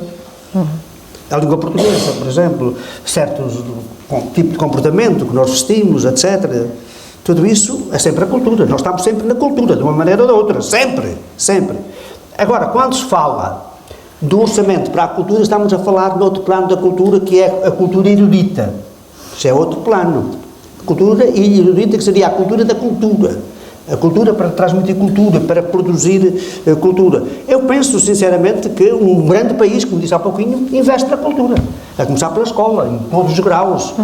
Vamos lá ver. E agora depois há a cultura, que é a música, que é o teatro. Felizmente, que eu reparo, eu agradeço-vos muito a vossa generosidade em terem vindo aqui. Isto aqui já tem a ver um pouco com a dimensão da cultura, agora mais erudita.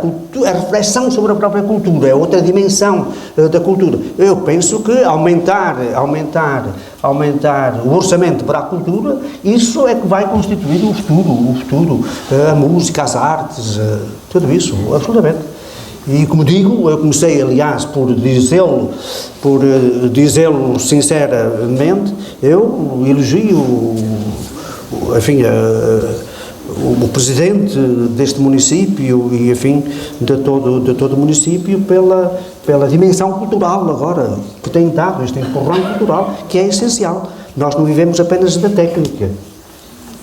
Vivemos da cultura, é isso que nos faz verdadeiramente humanos. Porque tudo o resto é para quem? É para o ser humano. E o ser humano, cá está, um ser essencialmente cultural. E agora a cultura erudita também é essencial, a grande música, não é? A grande dança, a ópera, tudo isso, evidentemente. Tem aqui uma jovem que dá dinâmica exatamente a esta dimensão da variação deste município para a cultura. E eu agradeço-vos muito, agora no meu caso concreto, a vossa generosidade por terem vindo e... Mais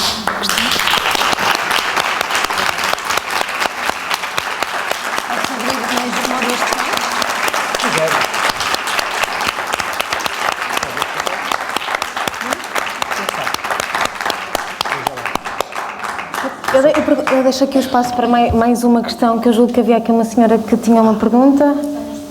Não era uma pergunta sobre o Padre Anselmo. Uma resposta, talvez, àquela senhora. E os fundamentos da nossa democracia. Não sei se está a ouvir. Ouve, Padre Anselmo. Sim. Tem que falar com o microfone, sim, por favor. Eu aconselho a ler, não sei se já se conhecem, um pequeno livro do Dr. Freitas do Amaral, que é As Ideias Sociais de Jesus Cristo. Sociais e Políticas de Jesus Cristo. É um pequenino livro que se lê facilmente, onde tem várias passagens dos 4 evangelistas, como falou há pouco tempo, dos 4 evangelistas, em que prova, através dessas passagens dos evangelhos, que Jesus Cristo foi, na sua dimensão humana, o grande político social, e que foi através dele que as democracias se criaram e que nós seguimos até hoje. É um livrinho que diz mesmo As Ideias Sociais e Políticas de Jesus Cristo, de Dr. Freitas do Amaral, Diogo Freitas do Amaral. É recente, foi publicado há pouco tempo. Eu não sei se é mesmo uma espécie de chega às dúvidas que normalmente nós, o vulgo comum, não o intelectual como o seu doutor, como o senhor padre, acho que era de aconselhar ler esse livrinho. Está bem? Por ser mais sintético, muito simples. Está bem? Obrigada. Senhora, perguntar se Não ouviu, o Dr. Freitas do Amaral, chama-se Ideias Políticas de Jesus Cristo, que saiu recentemente e estava a dizer que seria Lamentei profundamente a morte do professor Freitas do Amaral, tanto mais quanto tínhamos ainda uma conversa agendada. A vida é o que é, e ele partiu e de facto deixou este livro, que eu considero um livro, para lá de mais, muito pedagógico, e aconselho vivamente, e até é um livro que até é barato, e acho que custa 9 euros, se não estou enganado, e é um livro muito, muito interessante, pedagógico. Aliás, ele tinha escrito uma obra em vários volumes, exatamente sobre as ideias políticas, em geral, e agora aplicou exatamente ao Evangelho. Reparem, e faz aquilo de uma forma inteligente, sem atraiçoar o pensamento de Jesus, mas ao mesmo tempo de uma forma inteligente. É que, reparem, a política é uma arte. A política é uma arte muito difícil.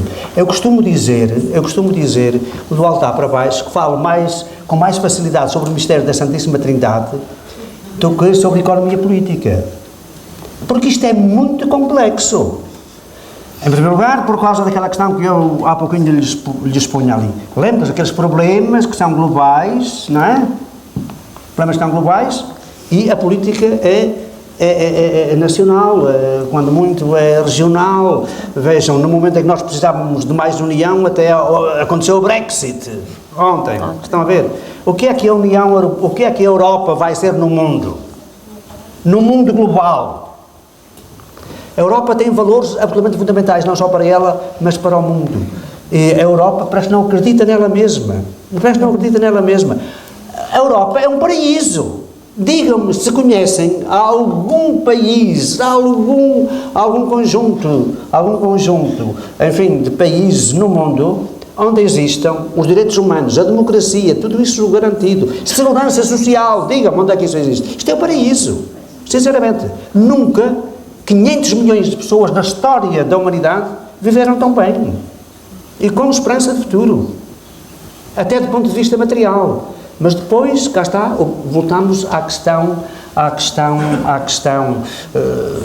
cá está, da governança global, exatamente porque vivemos pela primeira vez num mundo verdadeiramente global, e depois mesmo, agora, até em termos de política mais imediata, até de um município, isto é muito complicado. E é muito complicado porquê? Porque há aqueles que têm iniciativa, há outros que não têm, há os preguiçosos, há aqueles que se encostam ao Estado, há aqueles que não querem fazer nada. Como é que isso se faz? Percebem? Isto é tudo muito complicado, é tudo muito bonito, vamos dar o paraíso a todos. Pois é, e agora e tu o que é que fazes para alcançar uma vida mínima? E cá está, e por isso mesmo é que eu digo que mais facilmente falo sobre o mistério da Santíssima Trindade do que sobre a economia política. Isto é muito complexo, portanto, a política é uma ciência. Eu até estudei filosofia política e tal. É uma ciência, há as ciências ditas exatas, mesmo essas, enfim, hoje, quem estudou epistemologia sabe que não são tão exatas como isso, basta ter alguma noção do que é mecânica quântica, não é? Mas há ciências, para simplificarmos, exatas, e depois há as ciências humanas, e a política é uma ciência humana. E dada a sua dimensão prática, não é? É isso, é uma ciência que deriva depois, é bom ter os conhecimentos fundamentais para a política, mas tem muito de arte, por causa da complexidade do humano, e muitos seres humanos em conjunto é aquilo que se sabe. Portanto, eu quero, e terminamos desta maneira, dando um elogio aos grandes políticos, aos grandes estadistas, e nomeadamente aqui ao vosso município. Sim.